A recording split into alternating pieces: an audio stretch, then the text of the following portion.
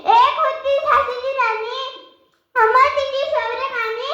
या छोट्या स्वराची ऐकू आज जुबानी, पाठीशी टांगूनला जळली ती शूर मर्दानी. क्रांतीची ती अजरामर गाथा जाणा तुम्ही सर्वांनी.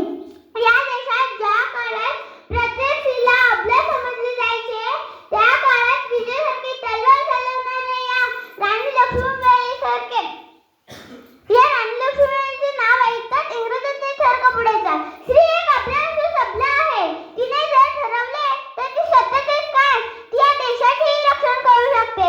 हे राणी लक्ष्मीबाईंनी आपल्या धाडसातून दाखवून दिले. राणी लक्ष्मीबाईंचा जन्म 19 नोव्हेंबर 1828 रोजी उत्तर प्रदेशामधील वाराणसी येथे झाला. त्यांचे लहानपणीचे नाव मणिक निळका उर्फ मनू असे होते.